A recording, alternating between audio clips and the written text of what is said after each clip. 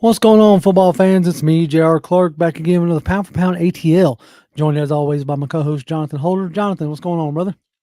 Man, it is a beautiful day, and I am so glad I get to come in here and talk Falcons football with all of you people and my good buddy. But I'm also super excited because I'm closer and closer to tomorrow when I get to watch the season finale of X Men '97, and I am super pumped about X-Men 97. I've heard a lot of pretty good things about that. Apparently Magneto was right, or we should have listened to Magneto. And if that's the case, if we should have listened to Magneto, I don't know, can't get with it. Can't support the that. bad guy. Magneto was right. No, Yeah, he's not always been a bad guy in the comics. Now, come on, look, get with the times. no. Magneto's the bad guy, okay? This is where for me and cinema and storytelling, I am not always the target audience because I like my good guys to be good guys. I like my bad guys to be bad guys. I want the good guy to win and him to get the girl at the end of the day. And there's nothing wrong with those kind of stories. I like those kind of stories as much as anybody, but I also like some good dark endings with not happy stuff going down. I like that too. now, see, And life's full yeah, of enough not happy stuff that I don't need. I don't need it in my make believes, uh, in my escapees. You know.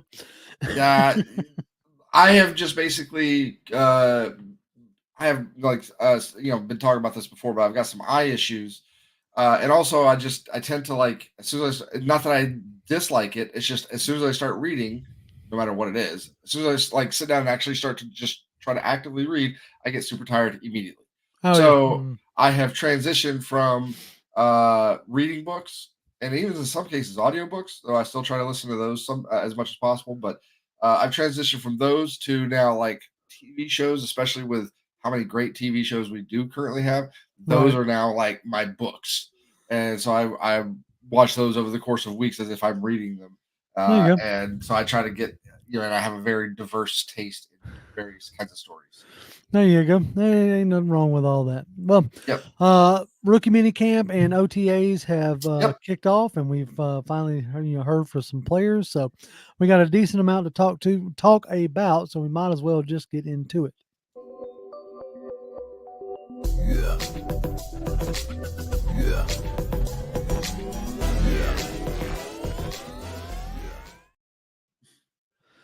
So rookie mini camp happened over the weekend, and then comes like this ushers in one of my favorite times of the year is like we're going to overanalyze every little 30-second clip that we get from from the team as we are there, and it matters, right?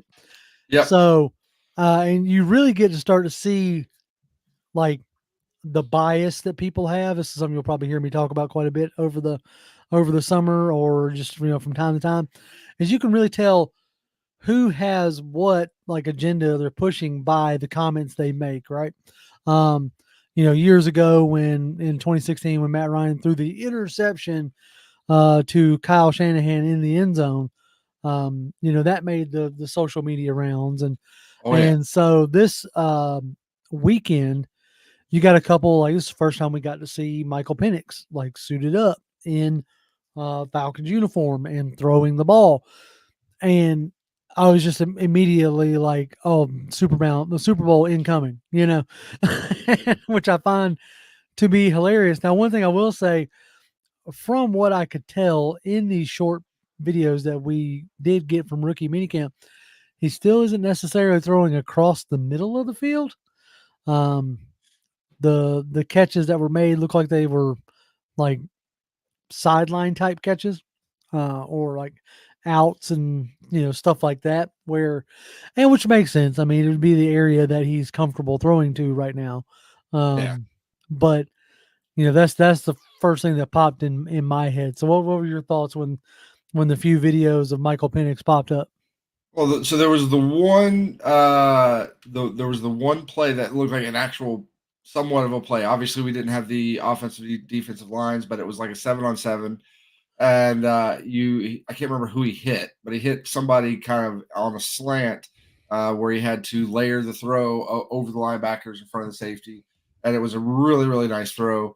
Really really good placement. But overall, like just the zip, the ball coming out of his hands looked really nice. He was,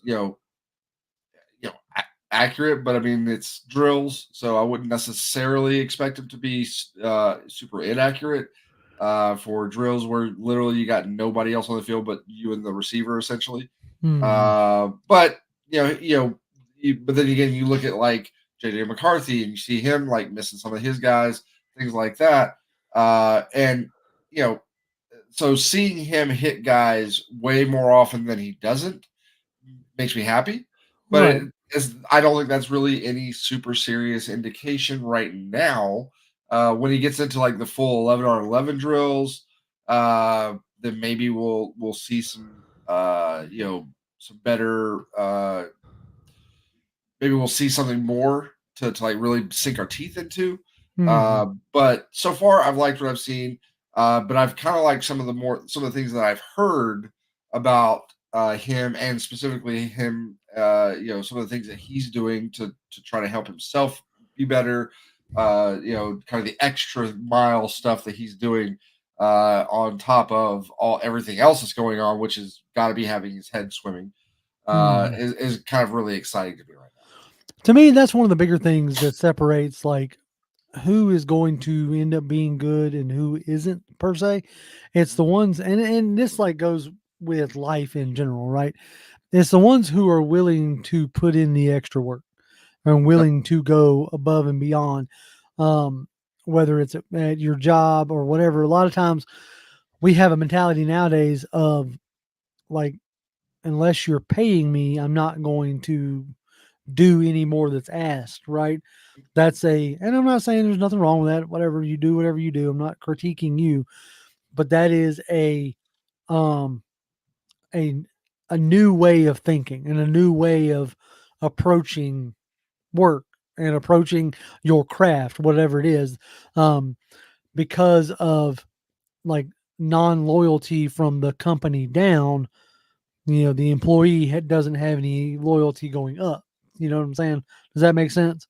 Yeah. And so very rarely do you get the above and beyonds anymore. But the above and beyonds is what sets you apart, especially in the sports world.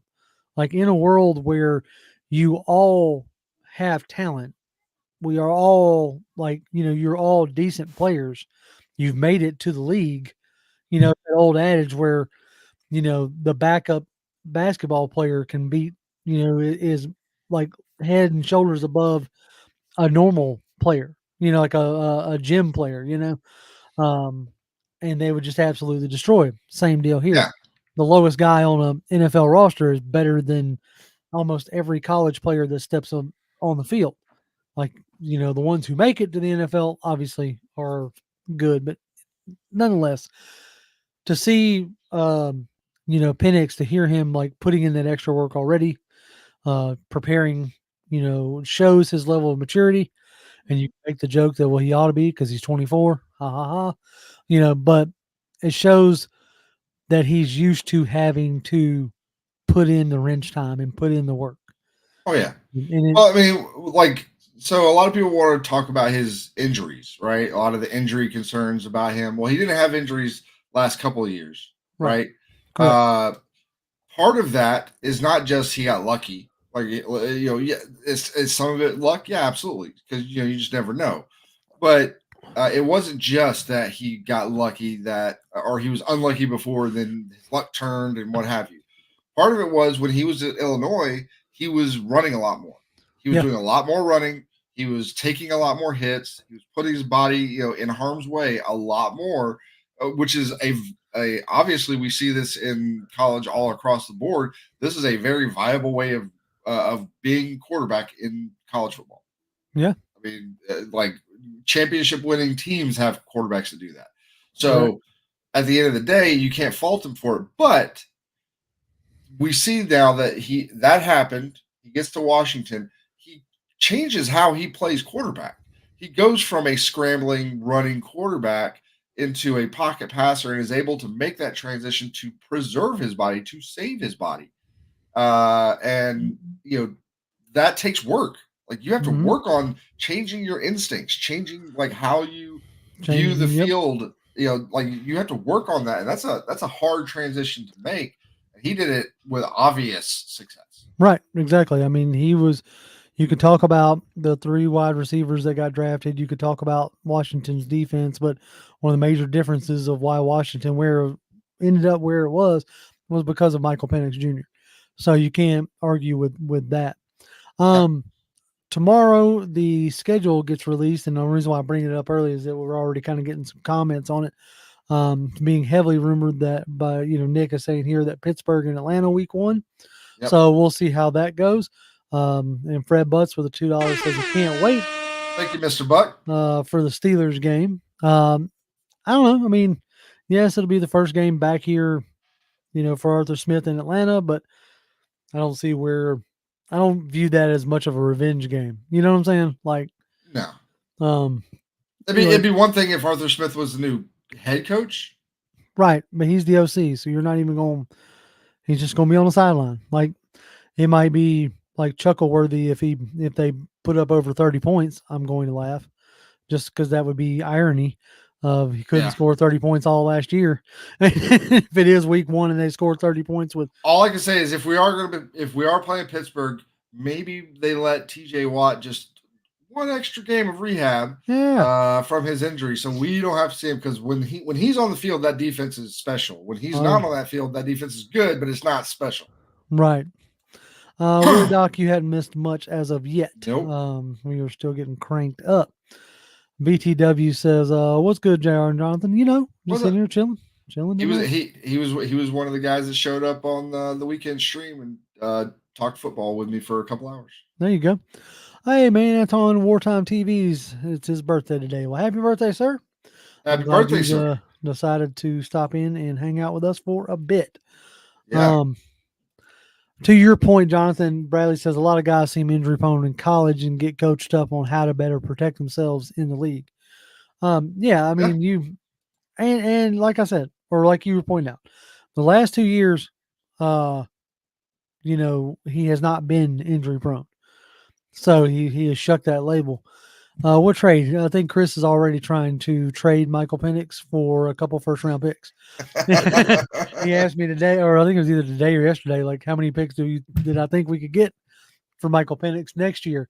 And I was like, well, no fewer than 2, first rounders, because you got to at least recoup the one you had. Emmanuel says he's heard it was us versus Cowboys on Monday Night Football week 1. I haven't heard that one yet. Yeah, I haven't heard that either. But we get the full release tomorrow. As Coach Raheem said today during his presser, the league has done a good job of, making it an event out of just a schedule release. Yeah, another thing that they've made an event out of. Right. And I saw some folks on Twitter doing like schedule mocks, and I was like, there's no way I'm getting into that. Because I don't even, the only thing I'm curious about is if we have a bunch of West Coast trips, are they back to back, and what week is our bye? That's really the only 2 things that concern me, because here lately you pretty much know that you're going to have a divisional game, like a chunk of divisional games towards the end of the season, because they've changed it up to where, because folks were sitting their players quite a bit. Mm-hmm. So they're still trying to create more drama towards the end of the season, which they've done. They've done a really good job of that. Very rarely now does a team have enough wins to where they have something clinched by the end of the season. Yep. Well, and they did it for years. Where one of the things they've done for years now is they schedule a lot of early, like maybe sometimes even first 2 weeks of the season, you get a lot of division games. Then you get some in the middle, and then you get almost back-to-back. It seems like every year it's back-to-back division games at the very end of the season. Yep. To add, potential. You always, there's always a good chance that you got at least 2 of those guys that are fighting each other, and so it could be a really good game. So exactly. What's going on, Tony? Glad you're in here. What's going on, Tony? All right, so we finally got like I don't know if this was the actual first time that Cousins has spoke since the draft. Somebody alluded to that on Twitter, but I was like, I don't have time to fact check that. But I definitely know that this was like the one of the first times he's spoken candidly and has had an interview, um, like since the draft, and he went on with Will Compton and Taylor Lewan's podcast, "Bussin with the Boys," Yep. which has become a pretty like decent, player podcast that they do some pretty good work. Um, then between them and then obviously like New Heights with the Kelsey brothers, and then the Greenlight podcast with Chris Long. If you like, player podcasts. Um, but some of the quotes that came out of that. Now, Jonathan, you said you got a chance to listen to it Yeah. or watch the interview, so I'm going to probably be leaning on you more for that than. But Marco Raimondo, the new beat writer, he had some a quick thread on it, and so some of the quotes talk about Cousins says that he has to be a steward, not an owner. Meaning he can't worry about things he can't control. The full quote was, uh, "I've just got to steward this and do what I've always done as a player, and let the chips fall where they may." And a lot of us were saying that, with the shows leading or like since the draft, as far as like you could pretty much count on Kirk being a professional. Yeah. And after the shock wears off, whether he was initially pissed off or not, really doesn't matter because the facts start to rise to the top. And the facts being, you signed a contract with, 2 years guaranteed money. So you're going to be pretty much know you're going to be the starter for the next 2 years. The contract you signed gave you $100 million guaranteed, so you're getting paid regardless. And this ain't the first time you've been in this situation, so you might as well, buckle up. You know what the team has said. You don't have to look over your shoulder. And as long as you're playing at a decent enough level, and like you're not going to have to worry about it. So you can control the things that you can control, right? Which Yep. is playing playing the game you know how to play. And this starting yesterday was the first time you got both Cousins and Penix on the field at the same time. And there's everything looked like you wanted it to look. Yeah. It looked great. And when you like you can read the words, and I did go through that thread first before I watched the interview. You can read the words, but like when you're sitting watching him talk about it, like the body language, the tone in his voice, just the way he's talking about it, it just doesn't come across like some people could read that and be like, oh, that seems kind of what you could look into it however you want to look into it. When I watched that interview with him and you sit and watch his body language and hear the tone in his voice and all this other stuff, it seems like a guy that's like, you know, this is the NFL. Like this is, because he's like he likes to deal with reality, uh, and the reality of the situation is, 36-year-old quarterback coming off an Achilles. He talked about how the market wasn't, maybe wasn't going to be as strong as he would want it to be. That's why he didn't necessarily try to push for a fully guaranteed contract because he just knew, because nobody was going to give it to him. Mm-hmm. Uh, and then, yeah, I mean, I'm not going to sit here and tell you that he's, wasn't surprised that it happened, but it's also at the same time, when you sit and think about it, like he understands that like teams are always looking for that succession plan at quarterback, or they should be anyways. If they're not, that's my words, not his, right? Yeah. But he's like they're always interested in a succession plan, and they're always trying to do what they can to make the team better. So, like, he just tries to worry about the things he can control, like you said. He doesn't the things that are out of his control. It's just it does him no good to worry about that. So he's just going to keep doing what he does, which is, play, just go out there and play, to the best of his abilities, and let the chips fall where they may, Yep. and he talked about a story when when he signed with Michigan State, right?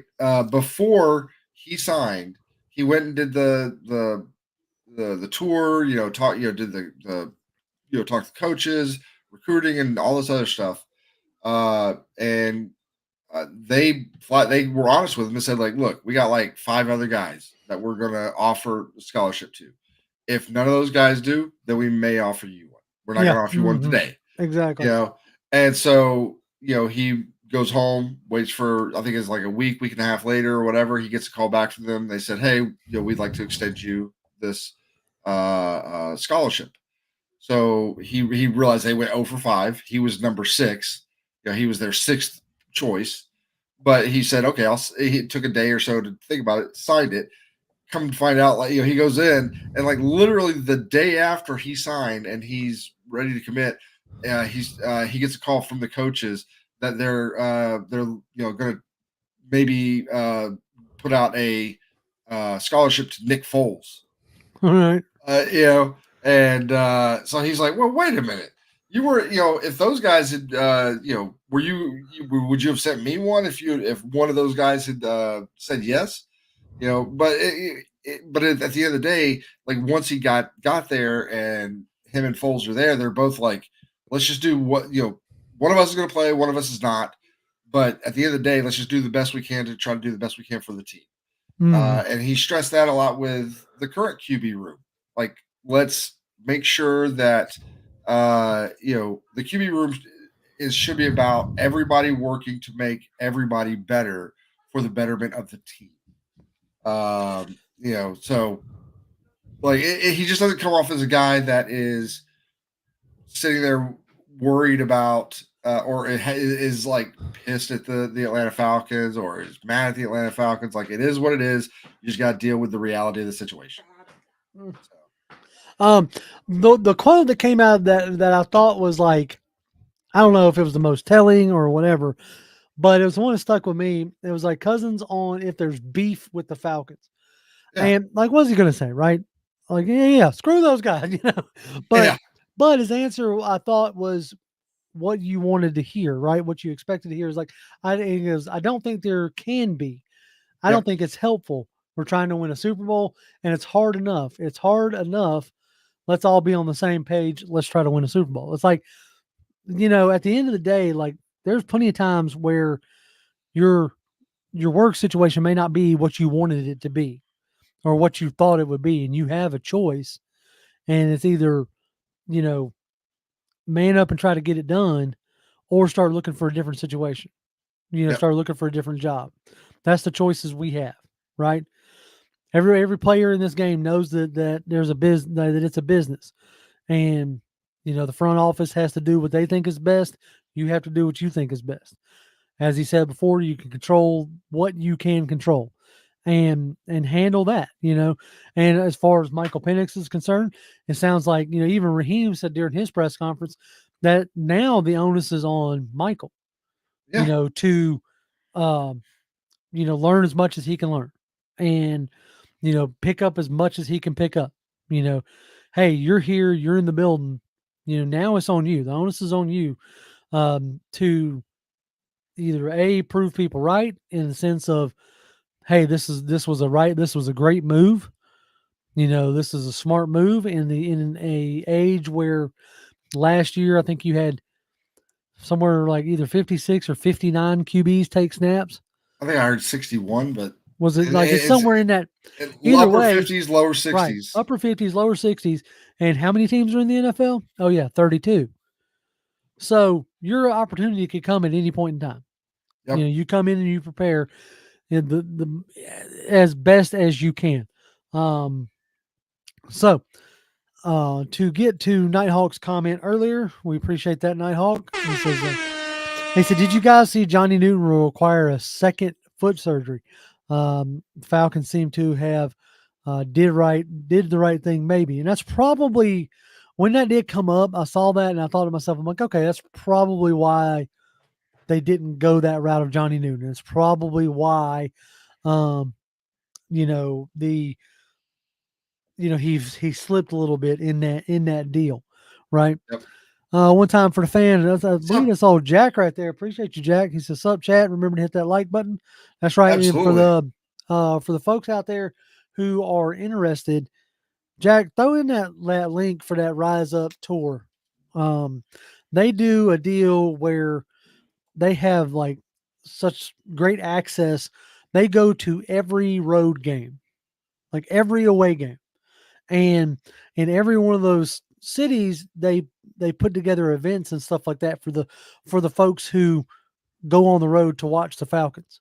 From even when they went to London, they put together big events. So um, please drop that link down in the chat. I meant to grab it earlier. Let's see. Oh heck, I might be able to grab it right now.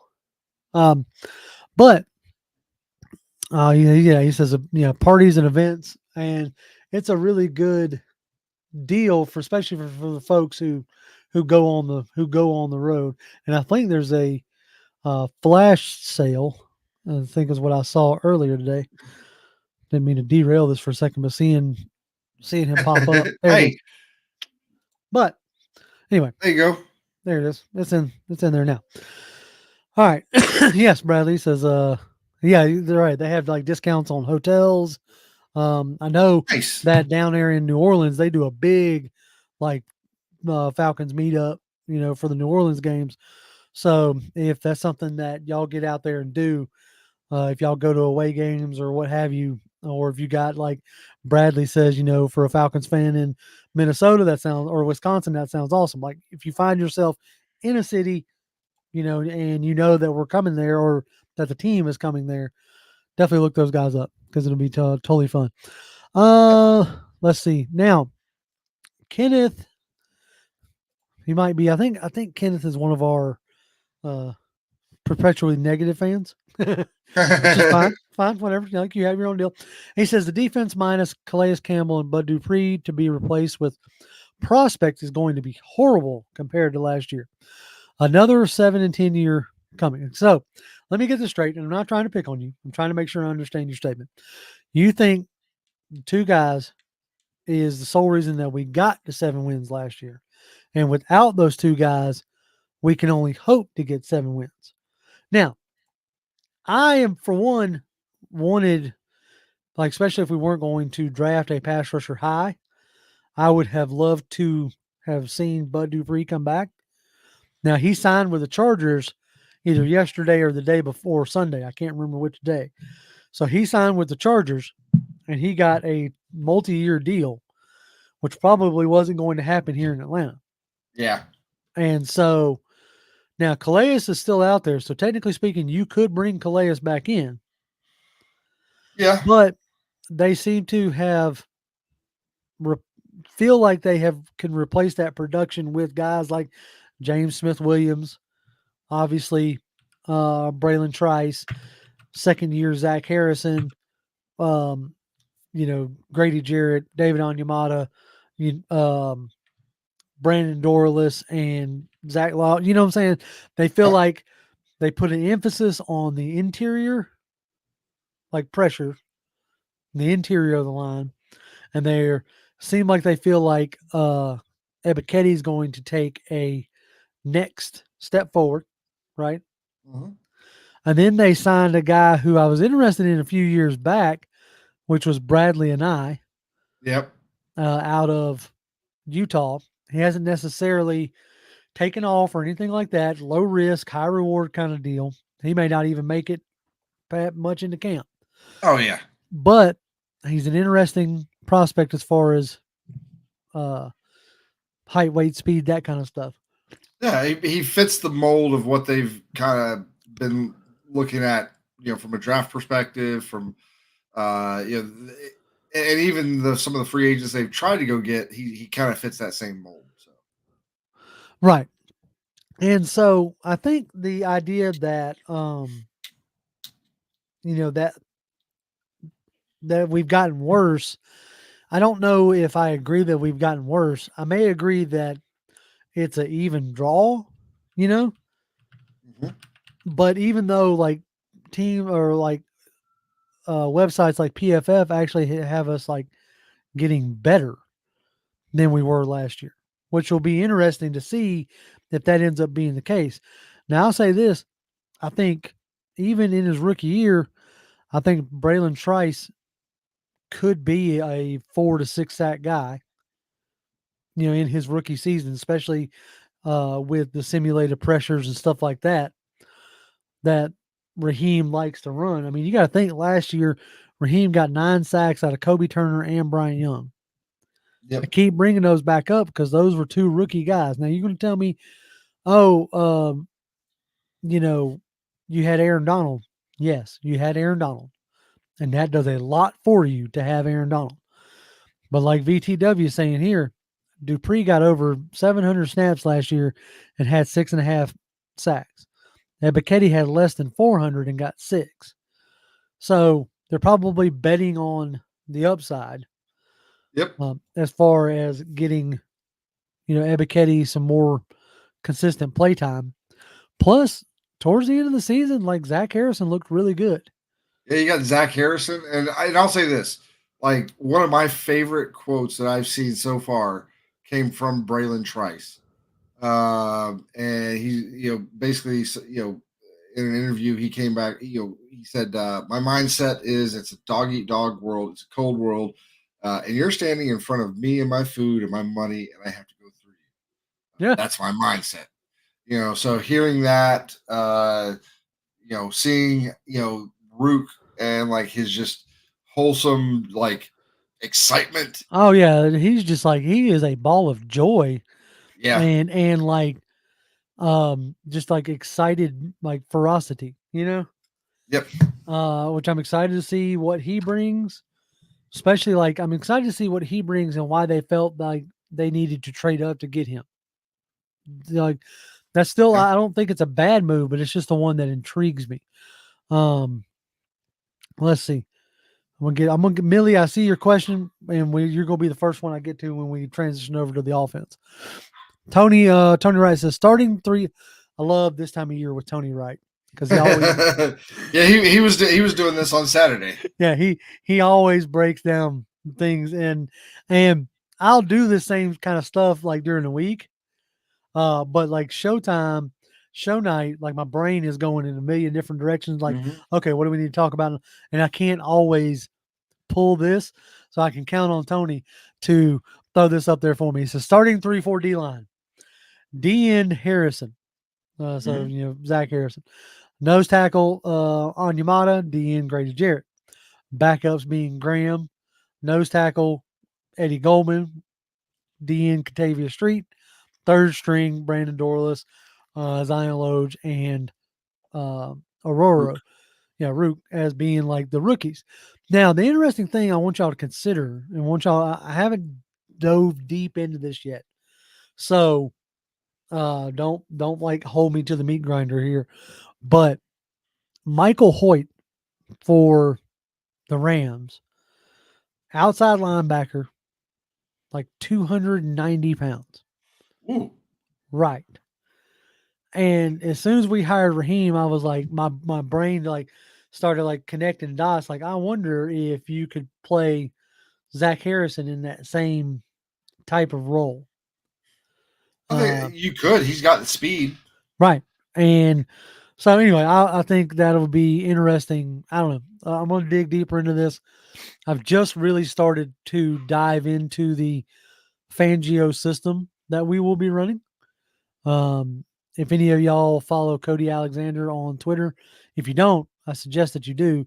If you don't get on Twitter, go to matchquarters.com, and Cody Alexander like really breaks down the Fangio system quite a bit. And I'm one read through in, so I'm still trying to get a better grasp on it before I start really talking about it.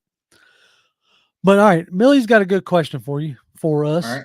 He says, JR, quick question. What does Rondale Moore do for the offense that Bijan can't? Is there more of a threat to have Bijan in the slot than it is with Moore. All right. No. Right. I encourage y'all to go back and watch the video that me and Jonathan did last Thursday. We address that type situation. Like, if I was, this is my own like fan fiction here.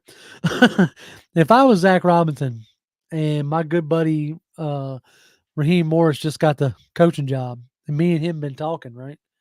He's been Yep. talking before he even got interviews. Definitely talking since he got interviews. And he's like, "Yeah, dog. If I get the job somewhere, you coming with me, right?" And I'm like, "Yeah, man, I'll definitely come with you." As soon as I find out that he gets a job in Atlanta, and I take a look at what's currently on the roster, if I'm Zach Robinson, I'm diving into the uh, 2017, 2018 Rams tape with what they did with Todd Gurley. And that's something that me and Jonathan spent some time last week and took a look at. We took a look at how the Rams deployed, Todd Gurley. And yes, they moved him out like wide at the back end of stacks and stuff like that, but he was not out of the slot. And more times than not, his reception came on not dump offs, but he would check if there was nobody there for him to block. He was out into the flats as an outlet. And a lot of his yards came that way. And I think that that's how you best use Bijan. Well, yeah, because if you put Rondale Moore, I'm going to say if we're looking for like the maximum efficiency offense to have the most amount of like legit targets out on the field, you're in 11 personnel. You got Bijan in the backfield. You got your inline tight end as Kyle Pitts. You got Rondale Moore in the slot, and then on either end, you've got Drake London and Mooney, and you can move those guys around. Rondale Moore doesn't always have to be in the slot. You can put Drake in the slot. You do all kinds of different things. But let's say in this scenario, you do have Rondale Moore in the slot, and then you got Kyle Pitts as your tight end. So you're likely going to be getting down to like just a simple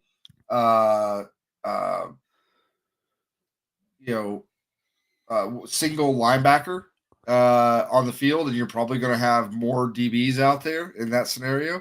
So for one, that gives you a better chance at the run game.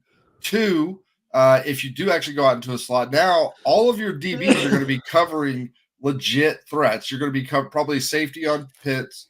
You're going to get your third cornerback that's probably going to be on Moore. And then your number one and number two cornerbacks are going to be on the number one and number two receivers.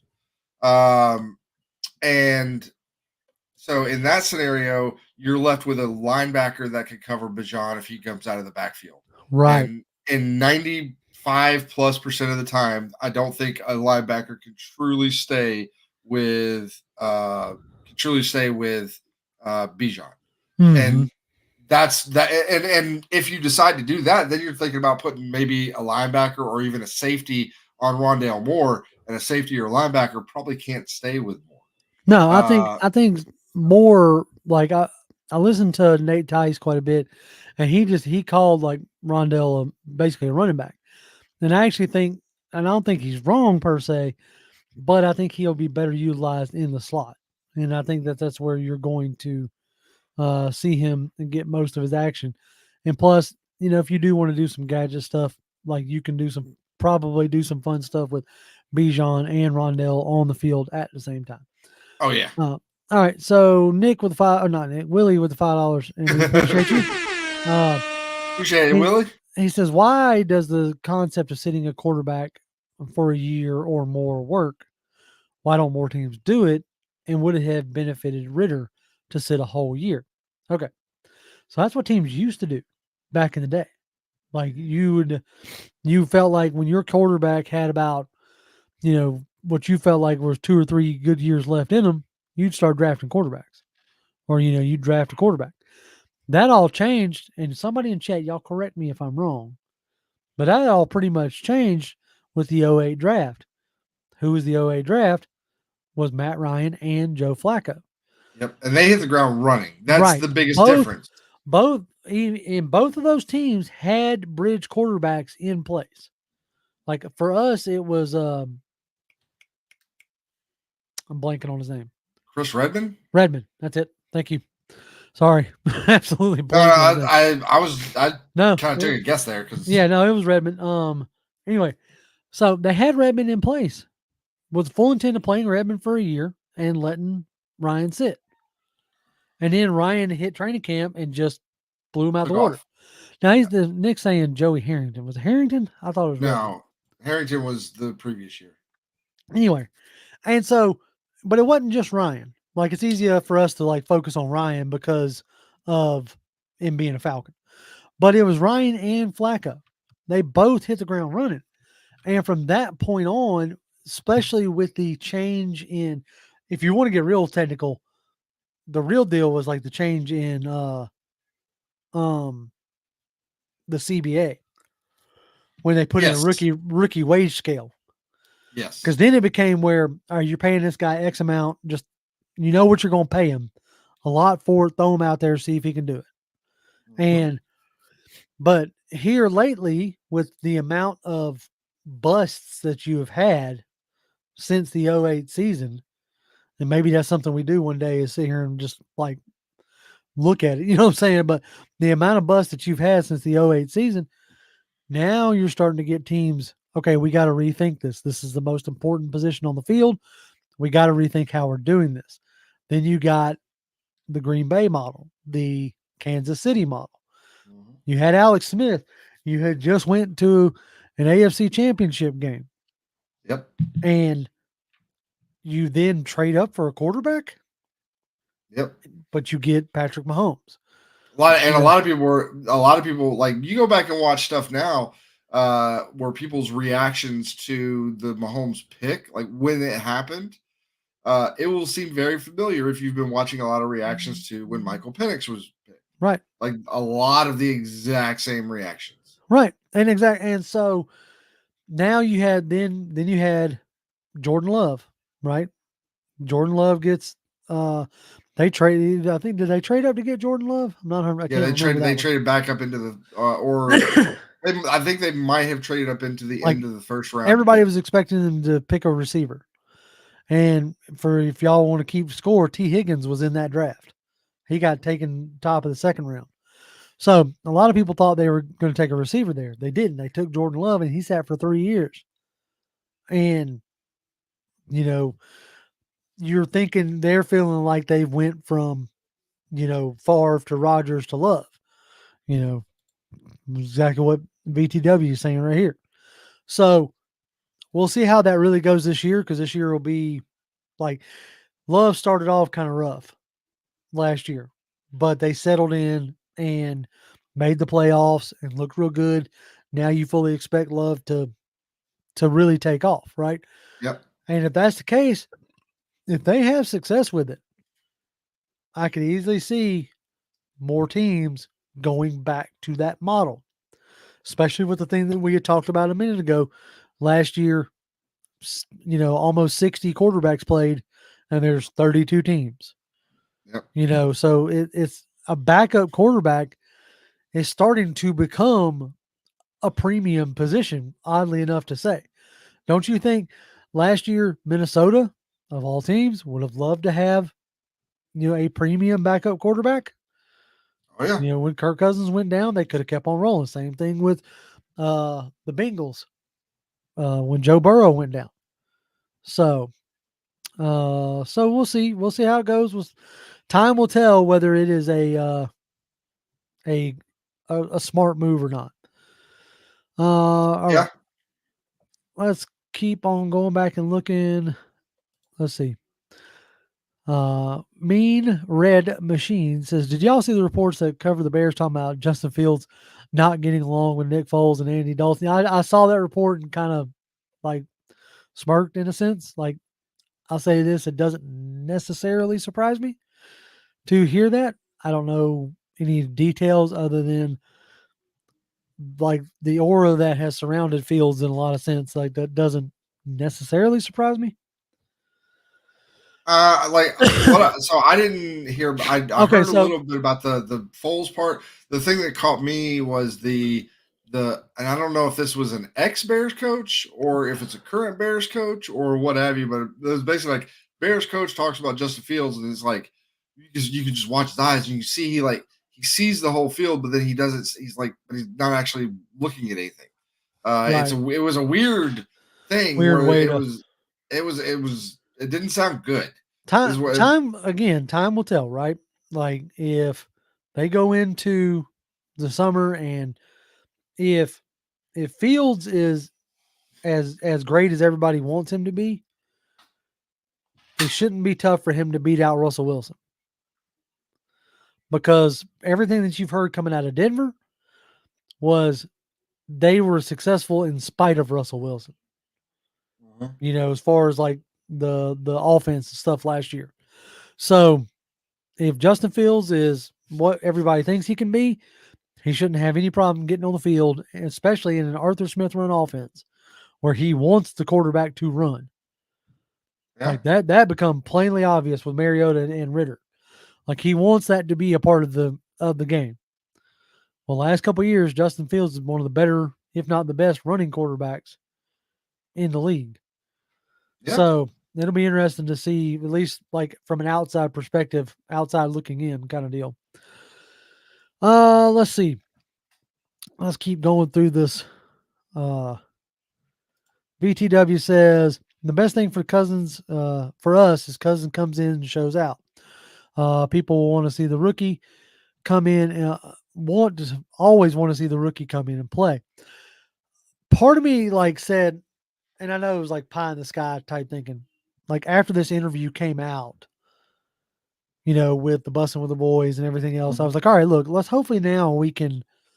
And when I said we can bury this QB controversy, I wasn't talking about the media because the media needs something to talk about. Yeah. I was talking about more or less, or my thought process was us as fans, let's not continue to buy into it. Yeah. Like, let's not continue to feed something that isn't there. Right. And I know it's our natural instincts are to like look at a train wreck or to argue with somebody who we think is wrong. Right. Right.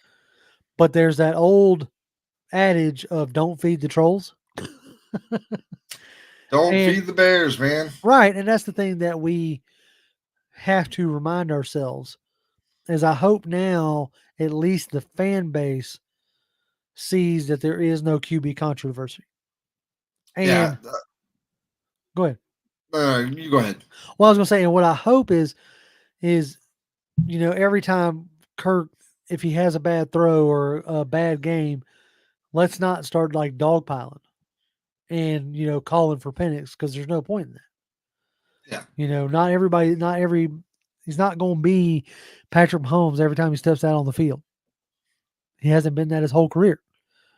So, but if he can be better than average, you feel like you got a pretty good chance to win this division. If he is just if he is all he needs to be is latter day Kirk Cousins. Right. Just be the Kirk Cousins that started the year last year, and before his injury was heading towards a race for the MVP. Right. Even the year before that, the last like handful of years, like for the most part, the reason why when they do lose, the reason why they did lose was almost never strictly because of him. It was either the defense would give up stuff at the end of a game, or the defense gave up too much early on. It was just too much to come back from. Stuff like that. Not saying he didn't throw picks or he didn't have bad games or anything like. Yeah, I'm sure he did, but a majority of the time, it was not. They weren't losing because of him. So Right. if you bring that Kirk Cousins from say the last 2-3 years to Atlanta, and he plays to that caliber, especially the way he was playing last year. If he can play to that kind of caliber again, we're going to go a long ways. Oh yeah. Like easy, and we would easily have the best quarterback in the division. Bobby D Blasting Game says, "Hey, what's up, brother? What's up, brother?" What's Sorry, going on, Bobby D? that's that. Anyway, says maybe I'm late to the party, but what's going on with Bijan's ankle? Did something happen? I heard Coach Rob mention it in his press conference, but didn't elaborate. It didn't sound like it was anything major. It sounded like he Yeah, just tweaked his ankle. He even said that he should be a good go for the OTAs that take place in June, like the early part yeah, of June. So sounded like it was just more of a. I mean, he's a running back. It's going to happen, yeah. Uh, Well, not only that, but I mean, who knows what? He may have sprained his ankle playing a little basketball in the off season. who Who knows? Yeah. knows? Who knows what No, but reason you're why? right. They didn't elaborate on it. But no, he was not there Yeah, at practice today. Fred with another $2. We appreciate you, Fred. appreciate you, Fred. He says Fields is spoiled, nothing like being coached. Don't know. Don't know. Yeah, I just know that things are starting to mount and that he needs to do what he can to silence those. And best way to do that is to outperform, right? yep.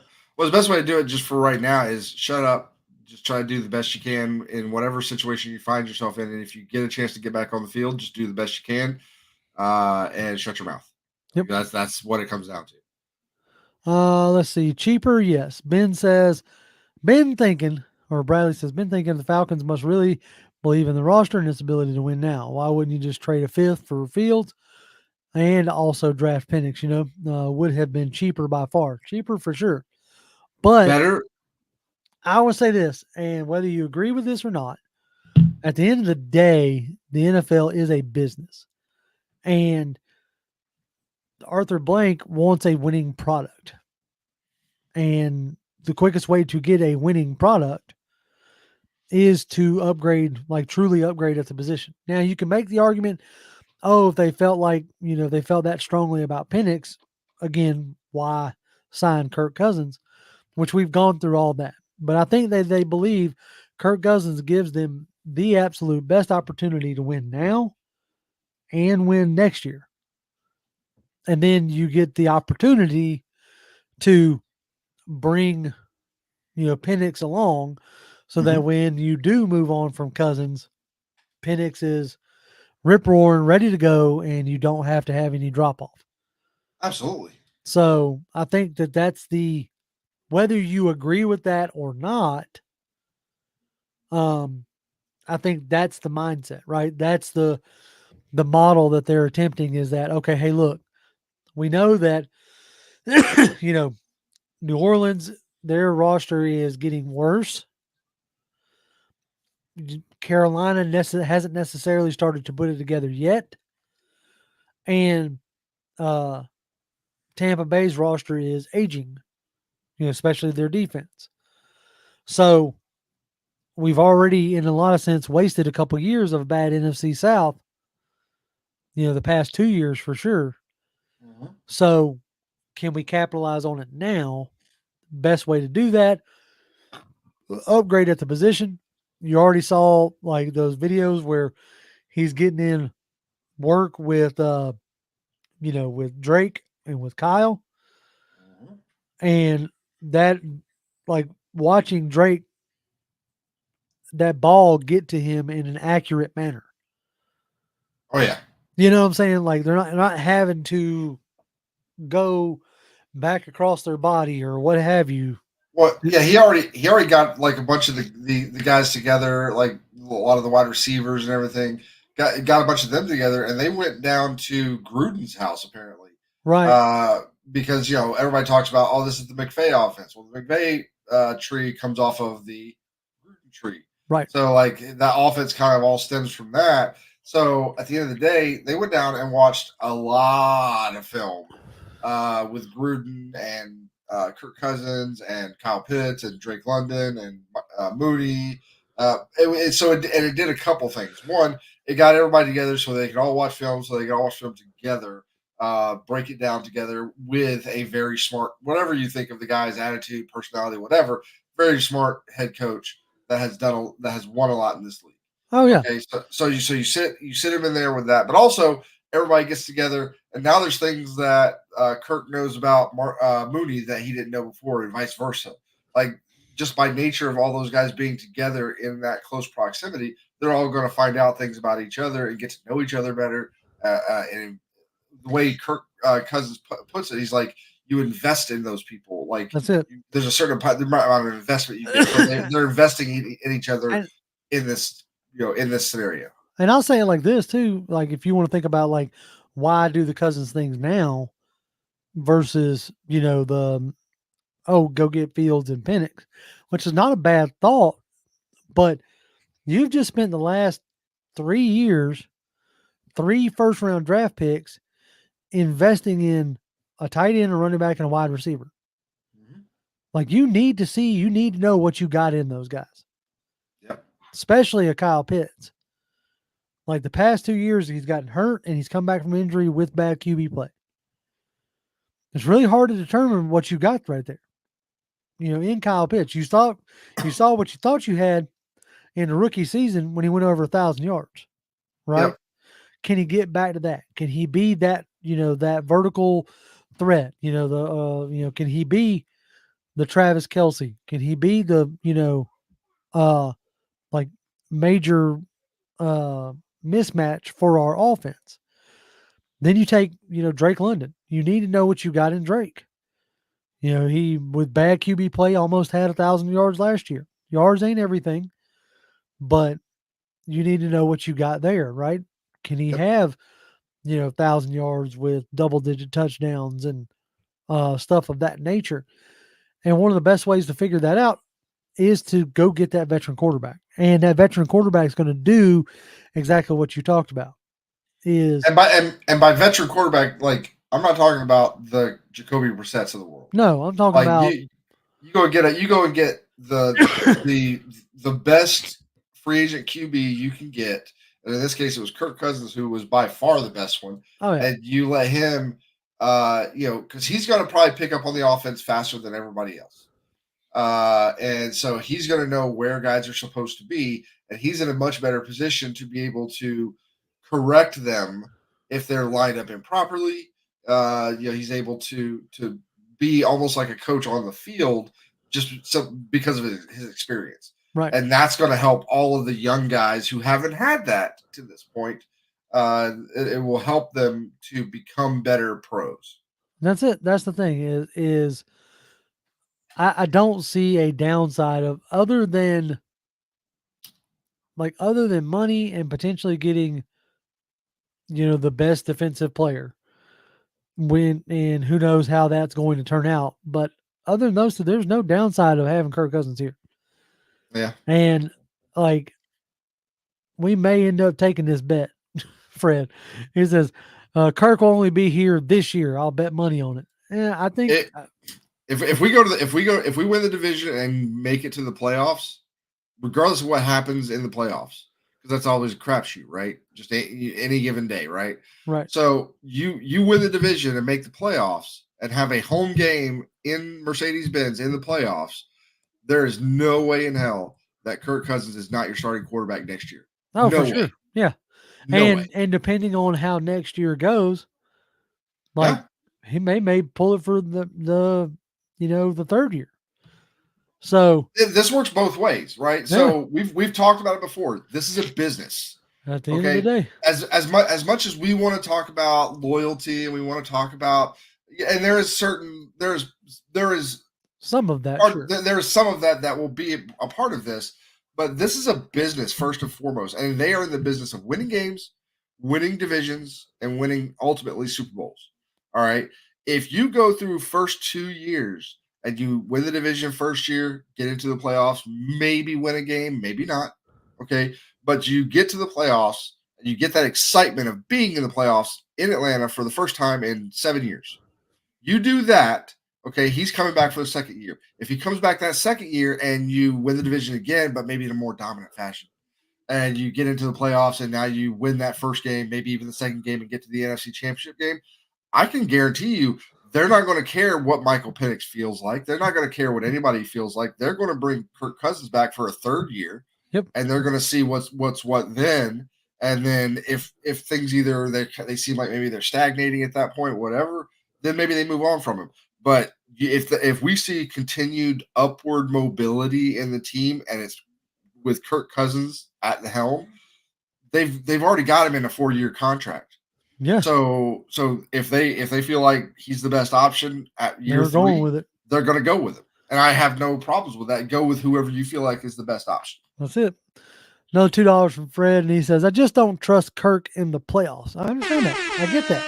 Like, that's a stigma that he has to shake himself. Like, his his stats in the playoffs are not bad. No, Like this feels like very much a Matt Ryan situation. Like people were talking Matt Ryan couldn't win in the playoffs for years until he did. Right. Nick says, well, what do you do with Heineke? Cut him. Cut him. Like, I mean, seriously. Peace, man. Appreciate it. Like, right. Because as far as like the emergency third quarterback goes, then you could pick anybody else for that. Somebody who's a lot cheaper on you. No, he may not even make it into the roster this year. Yeah, who knows? I'm with VTW. Says I think Pitts will benefit the most from Cousins. I expect a breakout season from Pitts. I expect a reemergence from Pitts. I expect him to put himself back in the conversation of being, in the upper echelon of tight ends. Myself. So let's see if there's anybody else that has any good. Oh yeah. Millie says, now if the plan goes sour, bye-bye Terry, I guess. Yeah, bye-bye everybody. Look, if Kirk Cousins doesn't perform year 1, he's probably going to come back year 2. If he doesn't perform year 2, he's gone. Penix is in. Then we see what happens. If Penix comes in after that, and then we still kind of flounder around, then yeah, you're probably looking at cleaning house at that point because neither one of your options did anything. Right. And at the end of the day, that's what got, Smith fired after 3 years. Brad says, might not trust Kirk in the playoffs, but none of us trusted Ritter in a regular season game. That's what I'm talking about. That's what got Arthur Smith fired. Is, whoever wants to pound the table for Ritter, whatever poor QB play from both Ritter and Heineke last year is what got Arthur Smith fired. And we'll be interested I'm curious to see what he looks like back as an OC again. Is he just an OC? So, anybody got anything else? Oh, like I said, I just want to say that like the energy that I'm feeling coming from the team, from the vibe, like exactly. I mean, like you see like Morris out there with the guys, not only teaching and what have you, but he's out there like actually like playing DB when these guys are doing their drills. He's out there, you see him smiling constantly, and he's it seems like all the players are just like super comfortable with his coaching style, and what we're seeing from that, we got to see Troy Anderson back out there on the field. That he looked, I was happy to see him back out on the field. Yeah. Nate Landman showing off his country strong abilities, and then Drew Dahlman getting getting highlighted as like the most improved underrated player or something. I think that's what it was. Yeah, most underappreciated or undervalued. Because I'll say this, like he's made leaps and bounds from where he started at. Yeah. And he's great for that wide zone.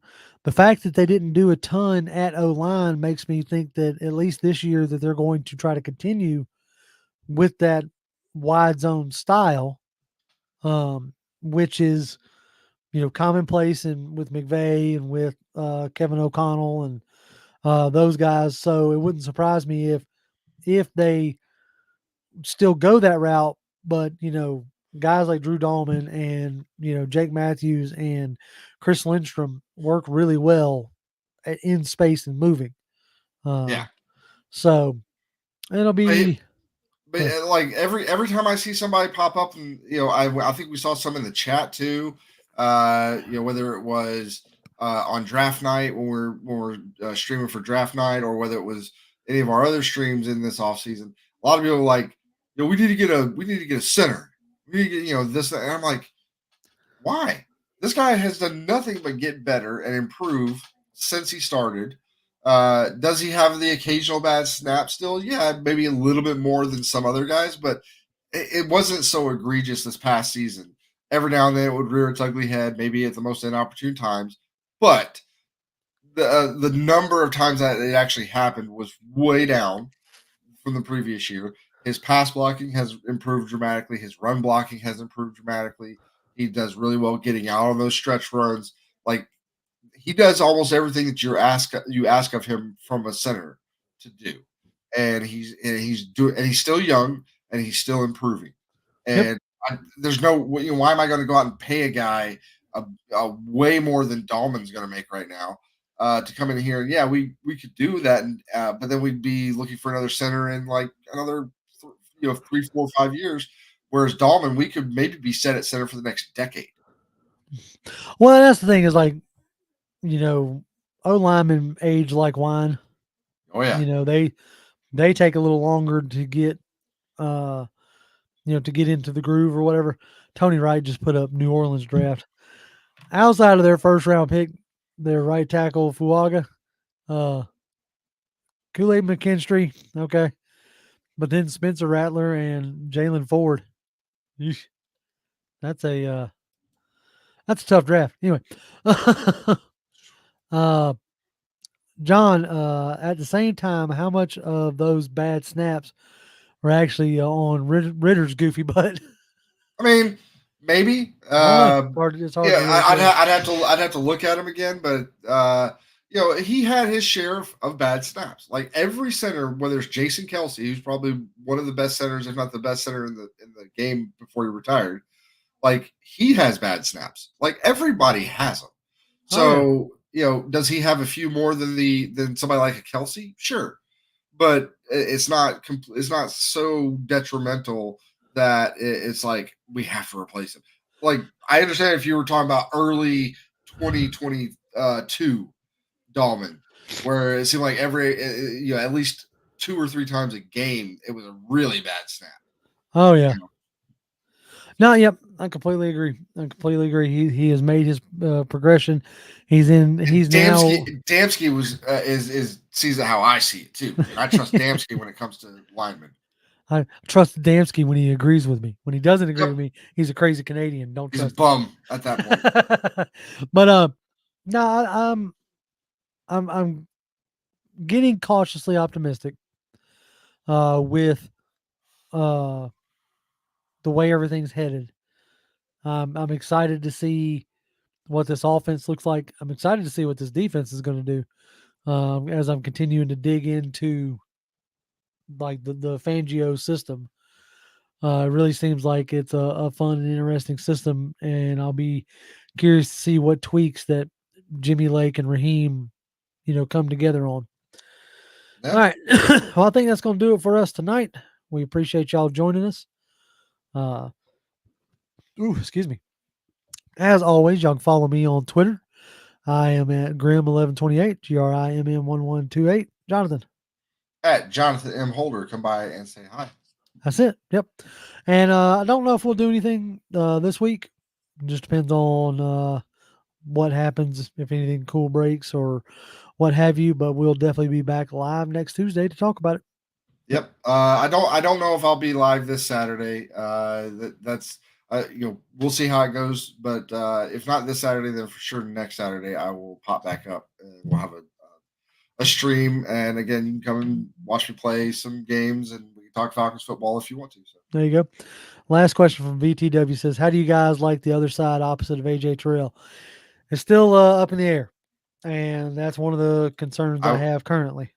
I will say in Raheem's press conference, he was asked about Philip Clark. Phillips? Or Clark Phillips. The way he talked about him was very interesting. Like, he really, really likes him, it sounds like. So maybe they didn't go necessarily feel like QB was a priority because of that. I don't know. Oh, Time will tell. You always Yep. like a guy after the fact, right?